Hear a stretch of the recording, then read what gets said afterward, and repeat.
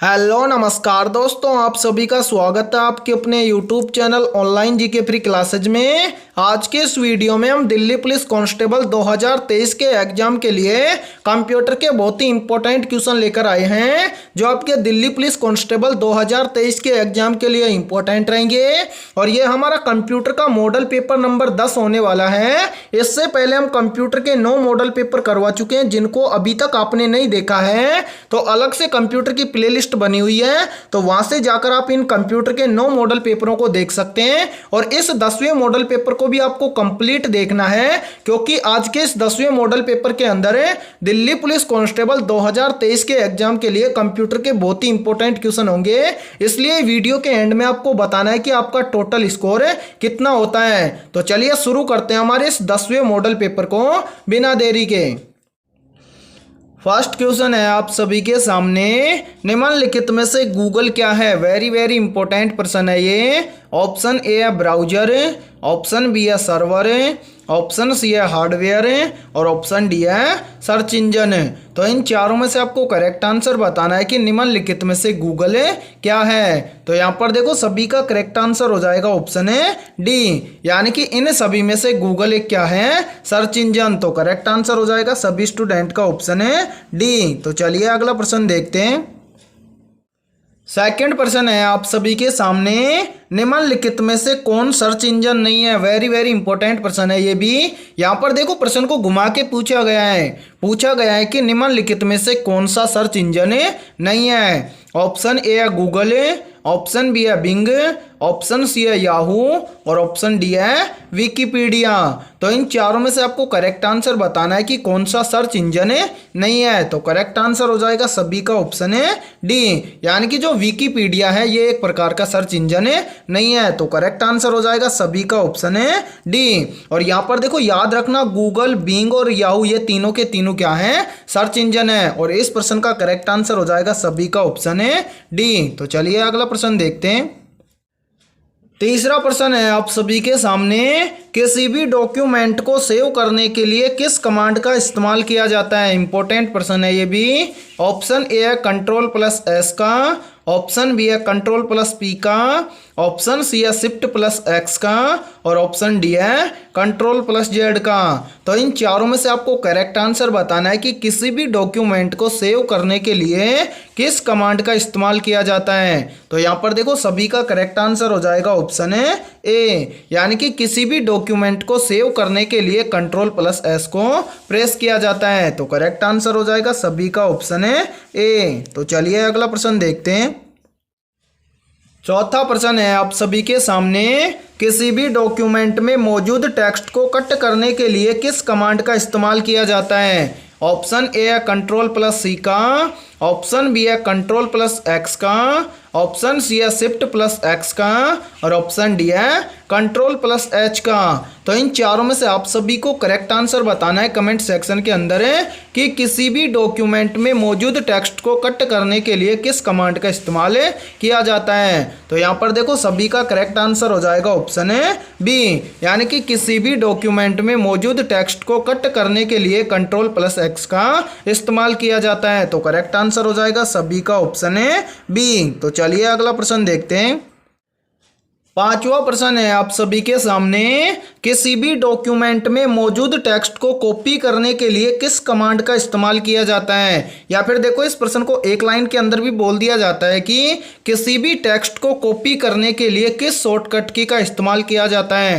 Very very important प्रश्न है और इस प्रश्न का आंसर सभी को कमेंट सेक्शन के अंदर बताना है। तो इसके लिए आप सभी के सामने 4 ऑप्शन दिए गए हैं। ऑप्शन ए है Ctrl+C का, ऑप्शन बी है Ctrl+P का, ऑप्शन सी है Shift+X का और ऑप्शन डी है Ctrl+X का।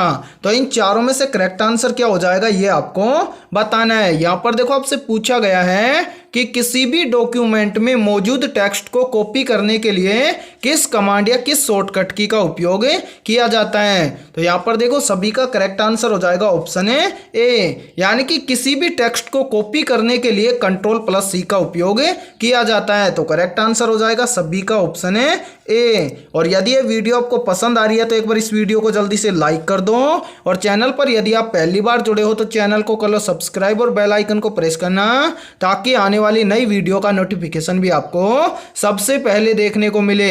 और आज की इस वीडियो में शॉर्टकट की से संबंधित कंप्यूटर के बहुत ज़्यादा प्रश्न होने वाले हैं, तो इसलिए आपको क्या करना है, इन प्रश्नों पर ज़्यादा से ज़्यादा ध्यान देना है। तो चलिए अगला प्रश्न देखते हैं।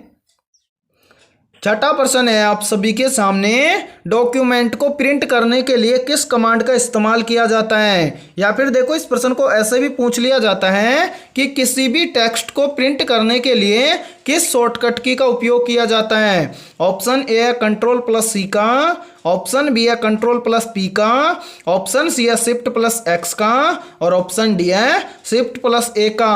तो इन चारों में से आपको करेक्ट आंसर बताना है कि प्रिंट करने के लिए किस शॉर्टकट की का इस्तेमाल किया जाता है। तो यहाँ पर देखो सभी का करेक्ट आंसर हो जाएगा ऑप्शन है बी, यानी कि किसी भी डॉक्यूमेंट में स्थित टेक्स्ट को प्रिंट करने के लिए Ctrl+P का इस्तेमाल किया जाता है। या फिर हम देखो एक लाइन के अंदर आपको बोल दें कि प्रिंट करने के लिए Ctrl+P का इस्तेमाल किया जाता है। तो करेक्ट आंसर हो जाएगा सभी का ऑप्शन है बी। तो चलिए अगला प्रश्न देखते हैं।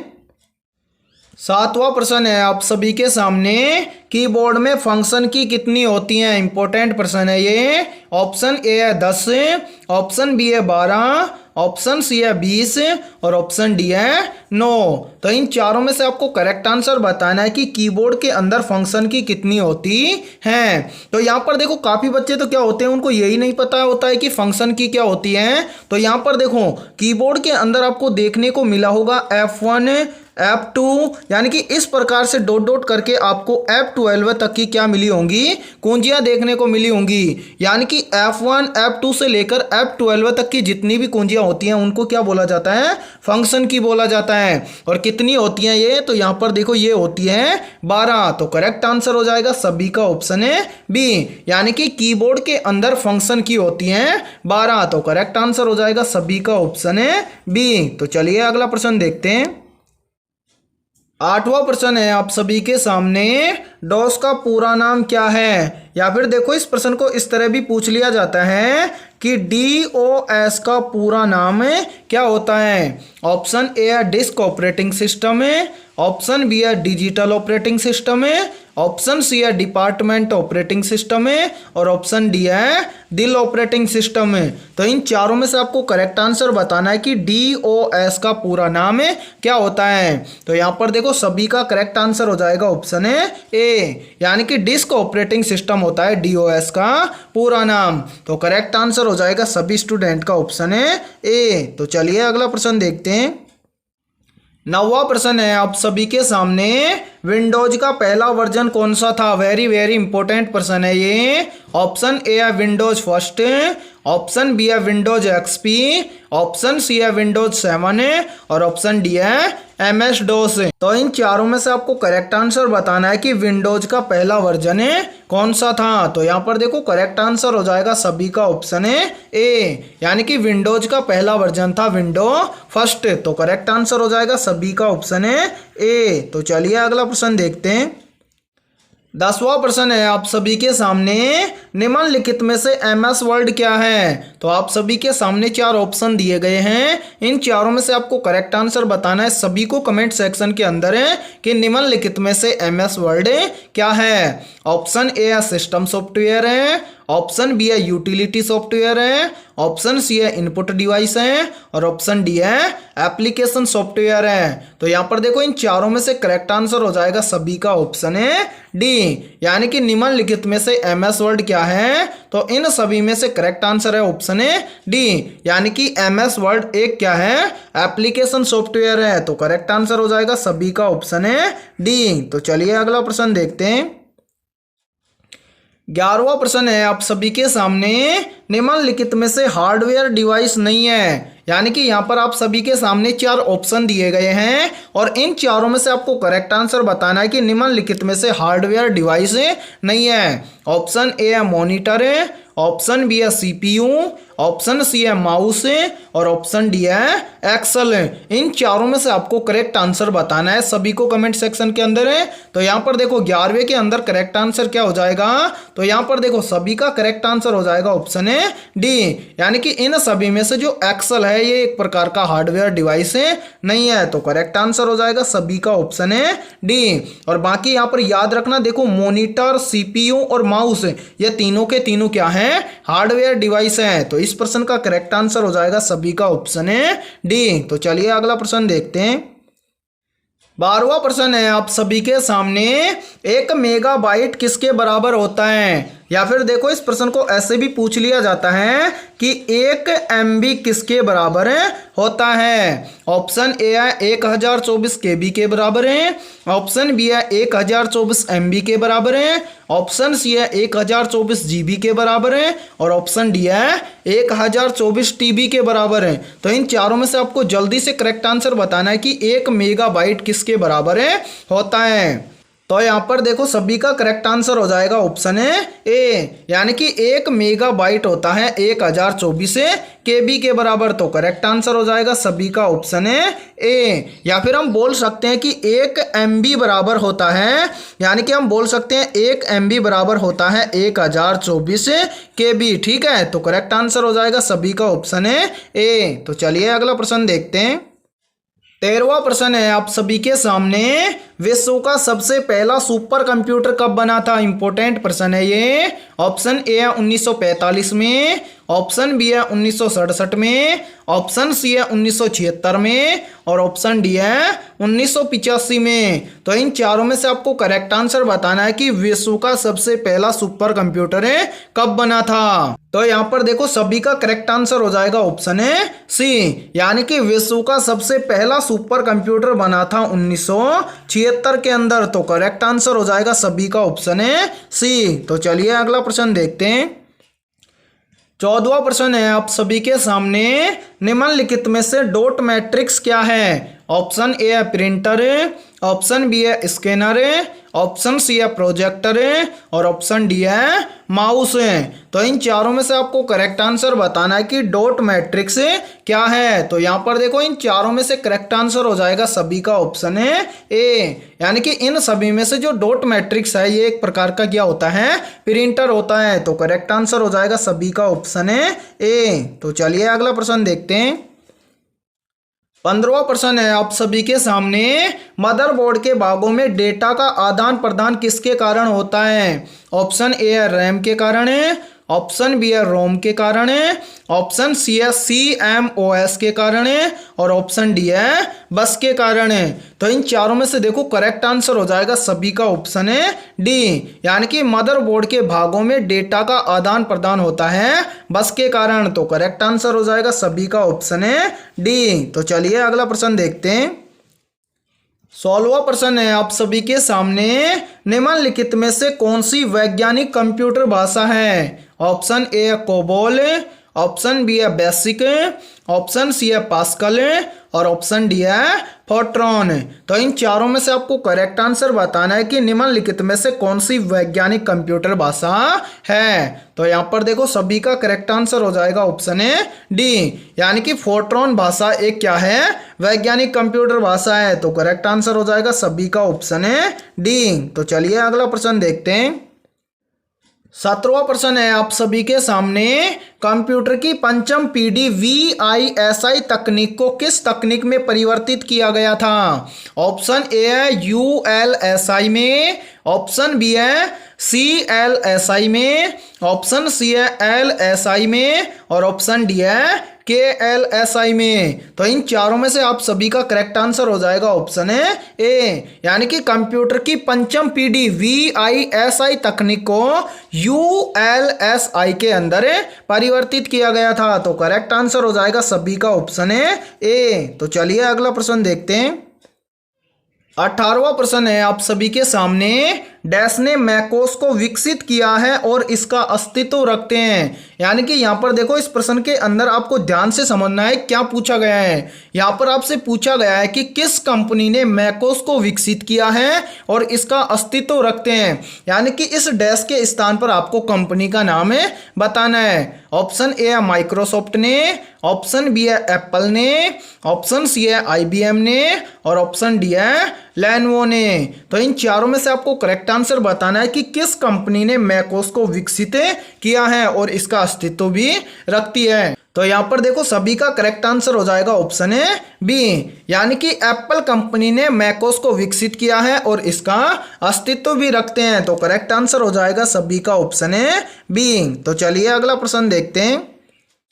19वां प्रश्न है आप सभी के सामने, CPU में CMOS चिप का क्या उद्देश्य होता है। इंपॉर्टेंट प्रश्न है और काफी बार पूछा गया प्रश्न है। यहाँ पर देखो, आपसे पूछा गया है कि CPU में CMOS चिप का उद्देश्य क्या होता है, ये आपको बताना है। तो यहाँ पर देखो, इन चारों में से सभी का करेक्ट आंसर हो जाएगा ऑप्शन है बी, यानी कि CPU में CMOS चिप का उद्देश्य होता है सिस्टम की सूचनाएं जैसे कि समय और तिथि को सहेजना। तो करेक्ट आंसर हो जाएगा सभी का ऑप्शन है बी। तो चलिए अगला प्रश्न देखते हैं।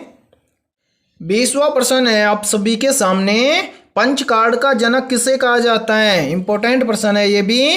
तो यहाँ पर इन चारों में से आपको करेक्ट आंसर बताना है कि पंच कार्ड के जनक किसे कहा जाता है। तो यहाँ पर देखो, 20वें के अंदर करेक्ट आंसर हो जाएगा सभी का ऑप्शन है बी, यानी कि पंच कार्ड का जनक कहा जाता है हरमन हॉलेरिथ को। तो करेक्ट आंसर हो जाएगा सभी का ऑप्शन है बी। तो चलिए अगला प्रश्न देखते हैं। 21वां प्रश्न है आप सभी के सामने, कंप्यूटर का उपयोग किए जाने वाले उपकरण कहलाते हैं। ऑप्शन ए है सॉफ्टवेयर, ऑप्शन बी है हार्डवेयर, ऑप्शन सी है फ्लॉपी और ऑप्शन डी है CPU। तो इन चारों में से आपको करेक्ट आंसर बताना है कि कंप्यूटर का उपयोग किए जाने वाले उपकरण कहलाते हैं। तो यहाँ पर देखो, सभी का करेक्ट आंसर हो जाएगा ऑप्शन है बी, यानी कि कंप्यूटर का उपयोग किए जाने वाले उपकरण कहलाते हैं हार्डवेयर। तो करेक्ट आंसर हो जाएगा सभी स्टूडेंट का ऑप्शन है बी। तो चलिए अगला प्रश्न देखते हैं। 22वां प्रश्न है आप सभी के सामने, कंप्यूटर का माइक्रो प्रोसेसर उदाहरण है। या फिर देखो, यहाँ पर इस प्रश्न को ऐसे भी बोल दिया जाता है कि कंप्यूटर का माइक्रो प्रोसेसर किसका उदाहरण है। ऑप्शन ए है हार्डवेयर का, ऑप्शन बी है सॉफ्टवेयर का, ऑप्शन सी है स्पाईवेयर का और ऑप्शन डी है मालवेयर का। तो इन चारों में से आपको करेक्ट आंसर बताना है सभी को कमेंट सेक्शन के अंदर है कि कंप्यूटर का माइक्रो प्रोसेसर किसका उदाहरण है। तो यहाँ पर देखो, 22वें के अंदर करेक्ट आंसर हो जाएगा सभी का ऑप्शन है ए, यानी कि जो कंप्यूटर का माइक्रो प्रोसेसर होता है ये हार्डवेयर का उदाहरण होता है। तो करेक्ट आंसर हो जाएगा सभी का ऑप्शन है ए। तो चलिए अगला प्रश्न देखते हैं।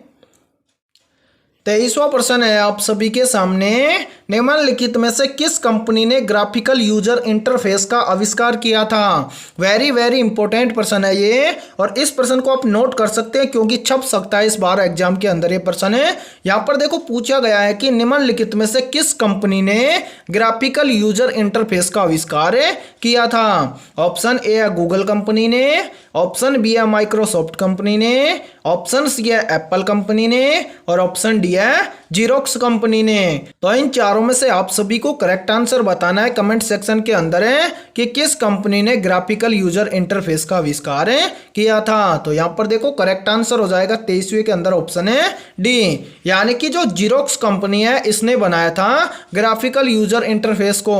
यानी कि हम बोल सकते हैं कि जो जीरोक्स कंपनी है इसने आविष्कार किया था ग्राफिकल यूजर इंटरफेस का। तो करेक्ट आंसर कर लेंगे सभी स्टूडेंट ऑप्शन है डी। तो चलिए अगला प्रश्न देखते हैं। 24वां प्रश्न है आप सभी के सामने, इनमें से कौन सा शब्द या व्यंजक कंप्यूटर के कीबोर्ड से संबंधित नहीं है। तो इन चारों में से आपको करेक्ट आंसर बताना है जल्दी से कि इनमें से कौन सा शब्द या व्यंजक कंप्यूटर के कीबोर्ड से संबंधित नहीं है। तो करेक्ट आंसर हो जाएगा सभी स्टूडेंट का ऑप्शन है डी, यानी कि इनमें से मास्टर कुंजी है ये कंप्यूटर के कीबोर्ड से संबंधित नहीं है। तो करेक्ट आंसर हो जाएगा सभी का ऑप्शन है डी। तो चलिए अगला प्रश्न देखते हैं। 25वां प्रश्न है आप सभी के सामने, निम्नलिखित में से कौन सा एक इनपुट डिवाइस है? इंपॉर्टेंट प्रश्न है ये। ऑप्शन ए है डिजिटल कैमरा, ऑप्शन बी है प्रिंटर है, ऑप्शन सी है प्रोजेक्टर है और ऑप्शन डी है मॉनिटर है। तो इन चारों में से आपको करेक्ट आंसर बताना है कि निम्नलिखित में से कौन सा एक इनपुट डिवाइस है। तो यहाँ पर देखो सभी का करेक्ट आंसर हो जाएगा ऑप्शन है ए, यानी कि जो डिजिटल कैमरा है ये एक क्या है? इनपुट डिवाइस है। तो करेक्ट आंसर हो जाएगा सभी का ऑप्शन है ए। और बाकी यहाँ पर याद रखना, देखो प्रिंटर, प्रोजेक्टर और मॉनिटर ये तीनों के तीनों क्या है? आउटपुट डिवाइस है। तो करेक्ट आंसर हो जाएगा सभी स्टूडेंट का ऑप्शन है ए। यहाँ पर देखो जब भी आपको इनपुट और आउटपुट डिवाइस से संबंधित प्रश्न पूछा जाए तो आप कैसे सोल्व करेंगे ऐसे प्रश्नों को? तो यहाँ पर देखो बहुत शॉर्ट ट्रिक है इनकी। एक तो आपको देखो जिस भी शब्द के एंड के अंदर टर या फिर कर ये दो शब्द क्या करें, जिस भी शब्द के एंड में आपको देखने को मिल जाए तो वो कौन सी डिवाइस होंगी, यानी कि जिस भी शब्द के एंड के अंदर आपको टर या कर देखने को मिले वो सारी की सारी क्या होंगी? आउटपुट डिवाइस होंगी।